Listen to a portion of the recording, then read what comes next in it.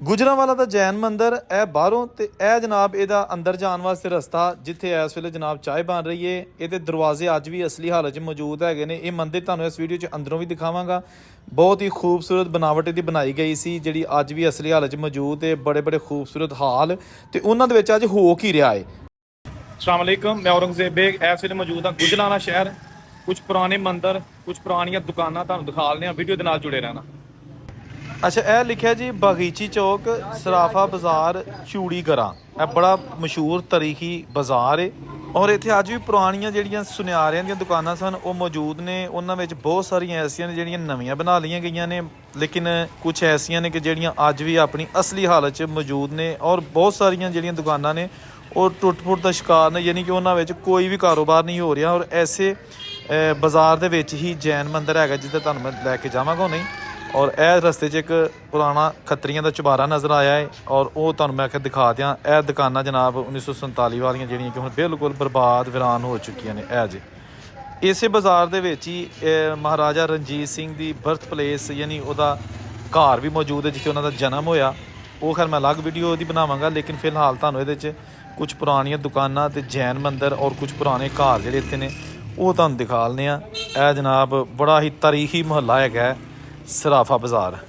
ਅੱਛਾ, ਇਹ ਬਾਜ਼ਾਰ ਦੇ ਵਿੱਚ ਆ ਗਿਆ ਜਨਾਬ ਜੈਨ ਮੰਦਿਰ। ਬਹੁਤ ਹੀ ਮਜ਼ਬੂਤ ਔਰ ਖੂਬਸੂਰਤ ਬਣਾਇਆ ਗਿਆ ਸੀ। ਇਹ ਦੇਖੋ, ਇਹ ਉਹੀ ਸਰਾਫਾ ਬਾਜ਼ਾਰ ਜਿਹੜਾ ਨਾ, ਇਹ ਆ ਗਈ ਵਿੱਚ ਇੱਕ ਚਾਹ ਵਾਲੀ ਦੁਕਾਨ। ਇਹ ਮੇਨ ਐਂਟਰੈਂਸ ਹੈਗੀ ਹੈ ਮੰਦਿਰ ਦੇ ਅੰਦਰ ਜਿੱਥੇ ਜੈਨ ਮਤ ਦੇ ਜਿਹੜੇ ਮੰਨਣ ਵਾਲੇ ਸਨ ਇੱਥੇ 1947 ਤੋਂ ਪਹਿਲਾਂ ਆਪਣੀ ਮਜ਼ਹਬੀ ਰਸੂਮਾਤ ਅਦਾ ਕਰਦੇ ਸਨ। ਤੇ ਇਹ ਇੱਕ ਛੋਟੀ ਜਿਹੀ ਬਿਲਡਿੰਗ ਇਹਦੇ ਵਿੱਚ ਮਦਰਸਾ ਬਣ ਗਿਆ ਲੈਫਟ ਸਾਈਡ ਤੇ, ਜਦਕਿ ਇਹ ਜਿਹੜੀ ਬਿਲਡਿੰਗ ਹੈ ਕੁਝ ਉੱਤੇ ਰਿਹਾਇਸ਼ੀ ਕਮਰੇ ਨੇ ਔਰ ਥੱਲੇ ਜਨਾਬ ਇਹ ਸਾਰਾ ਬਾਜ਼ਾਰ। ਔਰ ਜਿਹੜਾ ਮੇਨ ਦਰਵਾਜ਼ਾ ਹੈ ਉੱਥੇ ਇੱਕ ਦੋਸਤ ਚਾਹ ਬਣਾ ਰਿਹਾ। ਇਹ ਇਸੇ ਮੰਦਿਰ ਦੇ ਬਾਹਰ ਦਰਵਾਜ਼ੇ, ਕਿਉਂਕਿ ਇਹਦੇ 4-5 ਦਰਵਾਜ਼ੇ ਸਨ, ਠੀਕ ਹੈ ਨਾ। ਇਹ ਦਰਵਾਜ਼ਾ ਬੰਦ ਹੈ, ਜਦਕਿ ਇਹ ਜਨਾਬ ਦੇਖੋ ਤੁਸੀਂ ਇਹਦੀ ਖੂਬਸੂਰਤੀ ਦਾ ਅੰਦਾਜ਼ਾ ਲਾ ਲਓ। ਬੜੇ ਬੜੇ ਖੂਬਸੂਰਤ ਪਿਲਰਸ ਔਰ ਫੁੱਲ ਬਣੇ, ਠੀਕ ਹੈ ਨਾ। ਅਕਸਰ ਇੱਥੇ ਜੈਨ ਮੰਦਿਰ ਲੋਕ ਜਿਹੜੇ ਪਾਕਿਸਤਾਨ ਜਦੋਂ ਆਉਂਦੇ ਨੇ ਇੱਥੇ ਵਿਜ਼ਿਟ ਕਰਦੇ ਨੇ। ਇੱਕ ਇਹ ਦਰਵਾਜ਼ਾ ਇਹ ਬੰਦ ਹੈ, ਲੇਕਿਨ ਇੱਥੇ ਫੁੱਲਾਂ ਦੇ ਹਾਰ ਪਾਏ ਨੇ। ਇਹ ਪਤਾ ਨਹੀਂ ਕੀ ਵਜ੍ਹਾ ਇੱਥੇ। ਇਹ ਵੀ ਕੋਈ ਥੜਾ ਹੈ, ਕੋਈ ਦੁਕਾਨ ਜਾਂ ਕੋਈ ਕਿਸੇ ਬਜ਼ੁਰਗ ਦਾ ਡੇਰਾ ਲੱਗ ਰਿਹਾ ਹੈ, ਠੀਕ ਹੈ ਨਾ, ਕਿਉਂਕਿ ਉਹ ਉੱਤੇ ਤਸਵੀਰਾਂ ਵੀ ਲੱਗੀਆਂ ਨੇ ਔਰ ਹਾਰ ਵੀ। ਹਾਲੇ ਮੈਂ ਤੁਹਾਨੂੰ ਇਹ ਮੰਦਿਰ ਅੰਦਰੋਂ ਦਿਖਾਉਣਾ ਔਰ ਇਸ ਦੇ ਨਾਲ ਨਾਲ ਬਾਹਰ ਜਿਹੜਾ ਡੂਮ ਬਣਿਆ ਤਾਂ ਦੂਸਰੀ ਸਾਈਡ ਤੇ ਉਧਰ ਵੀ ਲੈ ਕੇ ਜਾਣਾ ਹੈ।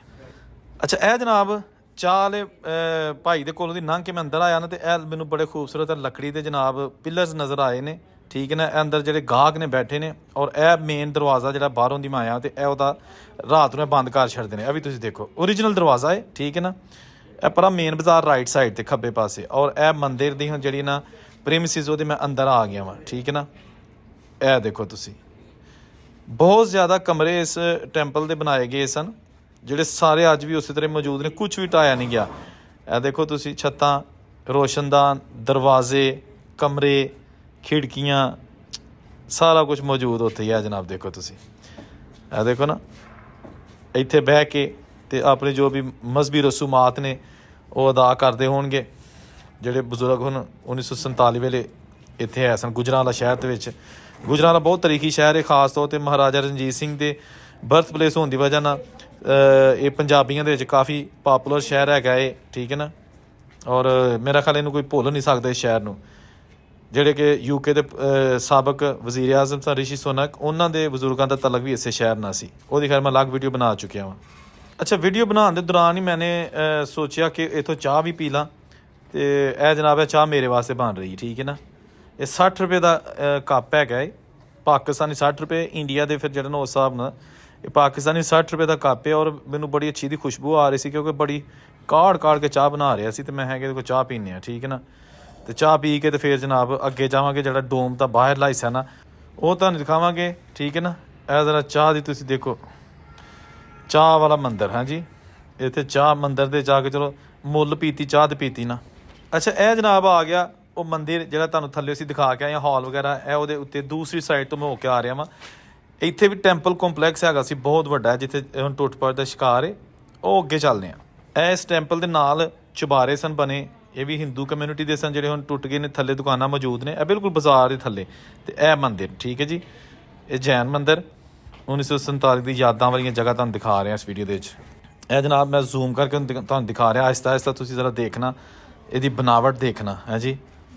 ਪਤਾ ਨਹੀਂ ਕਦੋਂ ਬਣਾਇਆ ਗਿਆ, ਕੋਈ ਐਗਜ਼ੈਕਟ ਡੇਟ ਦਾ ਪਤਾ ਨਹੀਂ ਹੈਗਾ, ਲੇਕਿਨ ਤੁਸੀਂ ਦੇਖੋ ਕਿ ਅੱਜ ਵੀ ਜਿਹੜਾ ਨਾ ਅਗਰ ਇਹਦੀ ਹਿਫਾਜ਼ਤ ਕੀਤੀ ਜਾਏ ਤੇ ਬਹੁਤ ਹੀ ਖੂਬਸੂਰਤ ਲੱਗ ਸਕਦਾ ਹੈ, ਠੀਕ ਹੈ ਨਾ। ਲੇਕਿਨ ਹੁਣ ਇੱਟਾਂ ਵੀ ਟੁੱਟ ਰਹੀਆਂ ਨੇ। ਇਹ ਏਸੀ ਲੱਗਾ ਹੈ ਕਿਉਂਕਿ ਇਹ ਦਰਵਾਜ਼ੇ ਦੇ ਵਿੱਚ ਇੱਕ ਫੈਮਿਲੀ ਰਹਿੰਦੀ ਹੈ। ਕੋਸ਼ਿਸ਼ ਕੀਤੀ ਸੀ ਕਿ ਦਰਵਾਜ਼ੇ ਦੇ ਅੰਦਰ ਜਾਇਆ ਜਾਏ, ਲੇਕਿਨ ਉਹਨਾਂ ਕਿਹਾ ਜੀ ਕਿ ਸਾਡੀਆਂ ਕੁਝ ਬੱਚੀਆਂ ਆਈਆਂ ਨੇ, ਅੰਦਰ ਨਾ ਤਾਂ ਤੁਸੀਂ ਆਣਾ। ਇਸ ਮੰਦਰ ਦੇ ਉੱਤੇ ਮੈਂ ਕੋਲੇ ਖੜੇ ਹੋ ਕੇ ਤੇ ਪਿੱਛੇ ਨੂੰ ਜੋ ਦੇਖਿਆ ਤੇ ਇਹ ਬਿਲਡਿੰਗਾਂ ਨਜ਼ਰ ਆ ਰਹੀਆਂ ਸਨ ਮੈਨੂੰ। ਇਹ ਰਿਹਾਇਸ਼ੀ ਬਿਲਡਿੰਗਾਂ ਨੇ ਦੋਸਤੋ। ਇਹ ਅੱਜ ਪਿਆ ਸਾਰਾ ਕੁਝ। ਕੋਸ਼ਿਸ਼ ਕੀਤੀ ਜਲਦੀ ਤੁਹਾਨੂੰ ਗੁਜਰਾਂਵਾਲ ਦਾ ਜੈਨ ਮੰਦਰ ਦੀ ਮੌਜੂਦਾ ਹਾਲਤ ਦਿਖਾਈ ਜਾਏ। ਜਿੱਥੇ ਰਹੋ ਖੁਸ਼ ਰਹੋ, ਰੱਬ ਰਾਖਾ।